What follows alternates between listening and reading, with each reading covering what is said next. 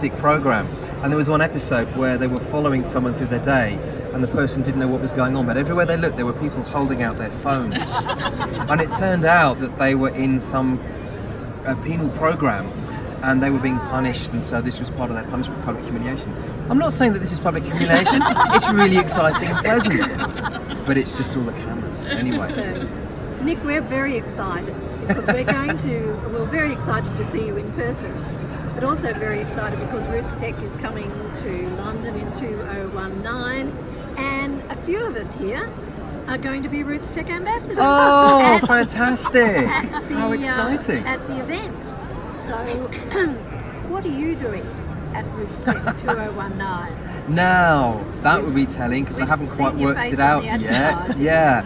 I'm looking to do a couple of presentations and talks, possibly similar to the ones I've done here. So talking a lot around how you can trace your ancestors further back. So hopefully giving everyone a reason to come and do some research and visit ancestral places when they're over in the fall. But also I wanted us to talk about some of the storytelling that's at the heart of why we research our roots. I love all the connectivity. I love the way DNA has taken us into some new and challenging places. But all it will do is link you. What you really should be doing is trying to find out who those people are. That may well mean junking a whole bunch of research we've done because the paper trail leads you one place, but your personal archive, your DNA, may take you in a whole different direction. A lot of branch lopping. Oh my goodness, a good prune. Pollarding, I think it was called in the Middle Ages. And I also want to just reflect, as I'm going to do tomorrow, on other uses for genealogy. Some of the projects I've been really privileged to work on over the last few years have been around community archives, schools, getting a younger generation involved with light touch genealogy, but much more around cultural exploration, storytelling at that very basic level. In London, we have a huge range of ethnic and cultural diversity in our schools. You can go into a classroom with 30 kids and there might be 20 different languages in some parts of London. And they've all got stories about how they arrived here. So it's much more around cultural genealogy as much as research genealogy or DNA genealogy. And that's where I think London is a great place. Now, I'm so thrilled that London has been chosen as the first European destination for Rootstech. And I think it's going to be a really interesting fusion of what we've been doing in the UK and what Rootstech brings, which is a great focus on education and training and teaching in the classrooms, but also some of the new wonderful tech companies that are coming along as well. So it's gonna be amazing. Yeah, I'm really excited about it. So what have you been doing since I last interviewed you in 2012? I know you had a stint at the National Archives. Yeah, I've become a librarian as well. So in 2012 I was working with 3BMD. Then I moved to the National Archives to run their medieval, early modern, legal, maps and photographs unit. So working with some very special collections there. And then I moved, must be about nearly 4 years ago, to Senate House Library for the University of London. And I'm now the director and modernising a whole range of services and collection developments, looking at how we can become a community resource within higher education. So which library? It's Senate House Library. It's the central library for the University of London, arts, humanities, social sciences. I mean, it's in a fantastic 1930s building in the heart of Bloomsbury. So it literally is the ivory tower, white stone rising above the squares. But it's also very inaccessible. So what I'm trying to do at the moment is bring some of my passion for history and storytelling into higher education, to make higher education more relevant, to focus on research that matters to us. So it's not quite democratisation from within, but it's just trying to break down those barriers and make the collections and the research more relevant and also more focused. So there is a link sort of to what I'm doing here as well. It's nice to do something else that's much more fun. In your past, you've been involved in house history, house detective programs. I do house histories in Australia. Oh, fantastic. My husband's a heritage architect. Yeah. And I became involved in house histories. So how much involvement do you have in house histories now? Quite a lot. I was only earlier this month at the Listed Property Show telling people about the value of researching the history of your house. So like genealogy, there's a whole range of data sets out there. Like earlier genealogical sources, very little is online. So you have to go into the archives and research. But people love it because it's a slice of history in the bricks and mortar. It's like a time capsule. And they almost feel that their relationship with their house has changed when they find out more about the people and the reasons why it was built or modified or changed. So they become curators rather than owners. And if I'm being quite honest, they also find that it's easier to sell a house with an interesting story when they've come to the end of their time there. So there are some financial benefits for them as well.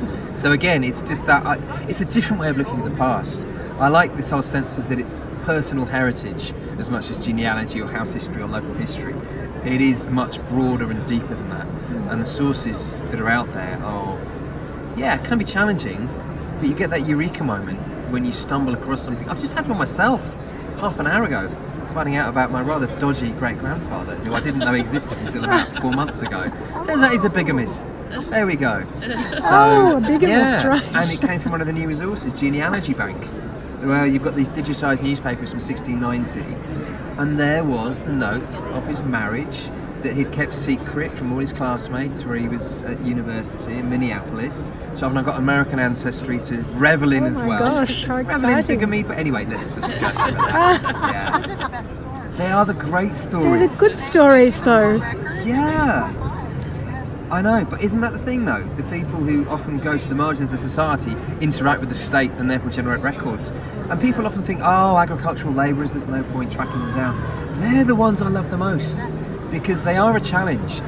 But those are the forgotten stories that we need to celebrate. Their lives were valid and valuable and interesting. It may not be a book or a film, but you can get so much texture out of those records. So anyone coming over to Rootstech and has found an ag lab, go to Reading, Museum of Rural Life. And Reading, they've got a great archive of photographs and agricultural implements and clothes and stories that were gathered, oral history projects, and you get that sense of a world out of time, crashing with modernity, coming all the way through industrialisation into the, I suppose the early decades of the 20th century before we get mechanised farming. Those are the sorts of stories and pieces of research that I just think are incredible. I discovered that my maybe 7th great-grandfather was a bailiff of Morpeth in Nottinghamshire in the local court. I went to your talk the other day and when you were talking about manorial and local court records. Yes, and he was a bailiff of Morpeth. So I need to look more into that, but it was a very exciting find, I thought, anyway. It's incredible because he would have been a really powerful and influential and well-known figure. Not necessarily liked, sorry to let you know that, but doing a really important job. It's The okay, I glue have that held it convicts together. too, so it's all right. Oh, there you go, you see. I've got a Soviet spy in my family, so I didn't go there. That was this morning's talk. Yeah, my great uncle was British, working in Whitehall in the Foreign Office and was selling secrets to the Russians. The sting being he was in charge of the investigation trying to reveal who it was. So of course he didn't find anything because it was him all along. It's fabulous stuff. Covered his own tracks, not very well. But yeah, I mean, the medieval bailiff was key.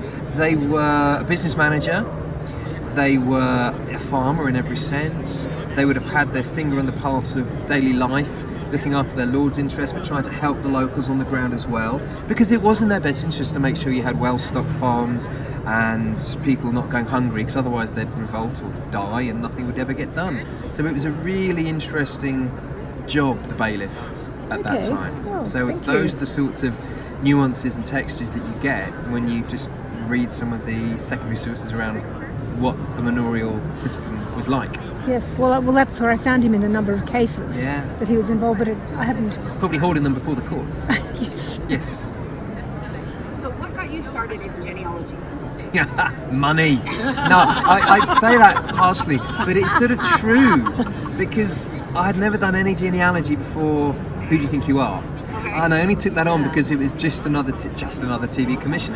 It's amazing how you have no idea where things will lead. But at the time, I'd started my research agency. I was working for the BBC, working on House Detectives and a whole range of other programs. And one of the producers left to join the production company that ended up making the program, whilst I was working on the concept for the BBC.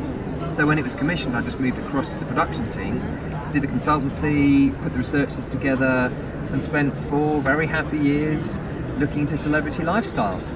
So I was always one step removed from the process of genealogy, and it's only in the last, I suppose 6 months, a bit longer if you're looking at my great uncle, but I've really found a personal story to get my teeth into. So I've been involved for 16 years and 6 months. Take your pick. One of those two, so probably something in the middle. But yeah, okay, so it was a job. And it was very easy for me to embrace what it means. I've always been from that academic community where you curate the past, you narrate it on behalf of others. And I was, I suppose, one of those who thought, well, what is all this about? It's a pastime, it's a hobby. Oh my goodness, how wrong was I? It has been that sort of road to Damascus moment where the scales come out of my eyes and this is the most important style of history you can get bar none. Absolutely true. This is real history. Well, it puts you in history. It is. Puts you into Well, it is. history. It makes history because you're telling these stories. It is relevant to you. You're finding stuff out that no academic will have ever seen before. We've got access to archives that no one will have seen. The stuff of history that most of us would have encountered. And it's the stories that are real and relevant because we're telling them. Not someone else's voice looking at the great and the good and the kings and the queens and the politicians. It's our folk through their eyes from the bottom up. True, democratic, inclusive history. That's why it's so important. So do you feel that real traditional historians, as they think they are, do you think they're beginning to appreciate family history?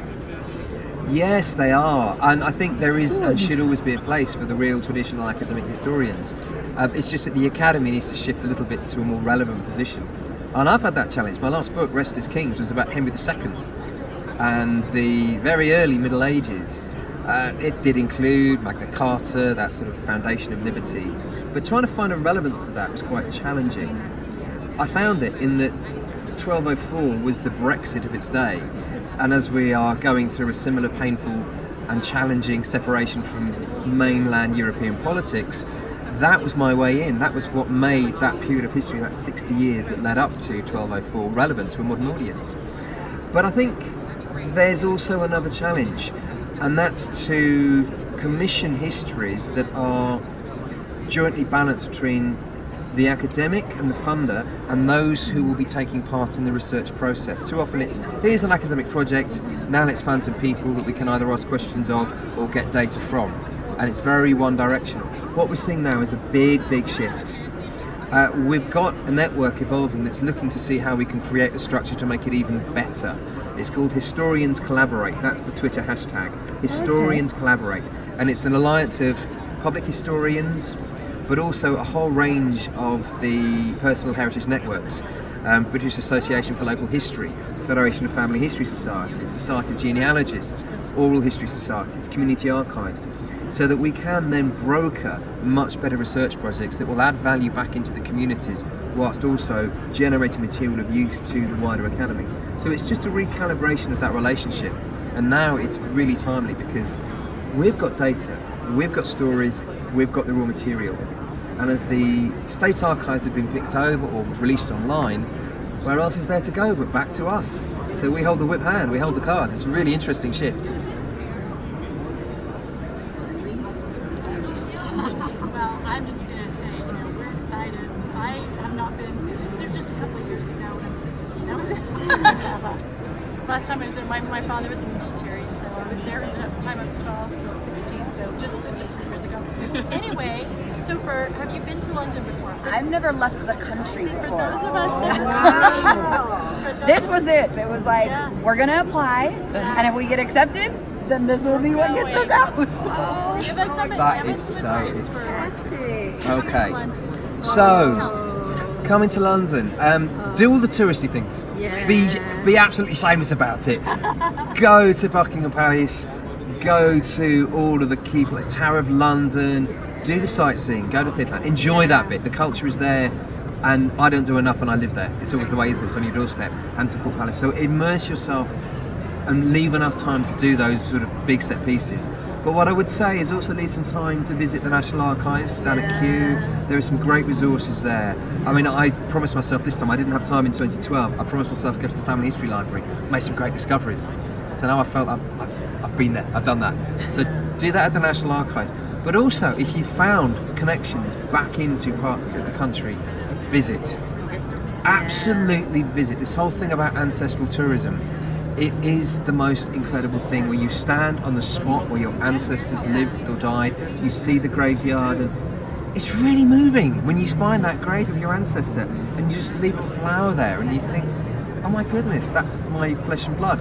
Or even more amazing is when you go and there's already some flowers there, someone else has left them. Who is that person? Talk to the local family history societies, soak up the culture of those areas, you know, spend time outside of London as well. Travel, it's a small country. The railways, well, they kind of work, you know, but I mean, from London to Edinburgh is only sort of like a 6-7 hour journey, so it's nothing, you know. Driving. There you go, you see? Yeah. You haven't met our roads yet, have you? Our roads are interesting. I go every year. Oh, wow, okay, Well, our when roads I- are worse than... When I come over, I'm going out to Marwell Hall because that was my great uncle's home in the 1930s, and he also was a spy. Look, we should have a little spies club here. Although we can never tell each other who we are, obviously, because it's the espionage secrets. MI5 was after him for many years. Oh, really? I'm going to, I've made contact, I'm going to go visit. So when I come over to Rootstech, London, I'm going out to Marwell Hall to have a look at the home that was once belonged to King Henry VIII and he gave to the Seymours. Oh, yes. And then my great uncle bought in the 1930s. With Oh, how probably exciting. dishonestly earned money, but So he was operating in the 1920s, 30s. He was a spy. he was during World War II. Oh, okay. Yeah, Yes. no, my guy was a little earlier. Oh right, he was converting Seafires to Spitfires on Yeah. runways at Marwell Hall and sabotaging the planes. But I probably shouldn't make that public. Wow. I don't feel so bad about my guy after all. He was only selling secrets, not sabotaging planes. Oh, I think mine was selling American uniforms as well. Oh, was he? I've got 10 convicts. You got 10 convicts? You win. Yeah, I can't go anywhere near that. Although I'm trying to add a few more day by day. Well, bigamist is a criminal. He is, yeah, and no one caught up with him. Yes, he's a very interesting one. But that's something I I have might no say for bigamists. Rootstech London. I'll work that up into a story. I think I've got enough now to start fleshing that out. As long as that other book of doing a sort of a protest movement through the ages and maybe do that. Yeah, I've got a whole bunch of ideas for next thing. So, but I can't wait to welcome you all to London.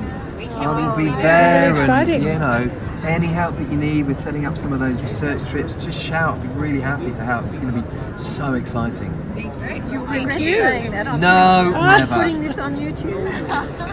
That's fine. I don't think I've slandered anybody, possibly. They're all dead, it's fine. Walking in the door, you've given permission. Oh, there we are. Is that the way it Yeah, works? that's the way it works. I'm just excited about meeting someone that's enthusiastic about house histories because I love them. Oh, it's great. That's what got me started. I did house histories. My first project at school, which looked at this style of history, was when I was 16. And we were asked to research the history of a street. And they picked one at random in the school. Luckily, it was the one next door to mine. So I'd sort of, I saw when that was being built. People lived there and just went home again, which is great. But it taught me a lot about oral history and working in libraries. And that, I guess, is where the passion came from. My first TV commission was working on house detectives back in 1997, 8? Long time back now. Anyway, that's what got me started in this whole journey. So, house histories is fabulous. Oh, it's wonderful.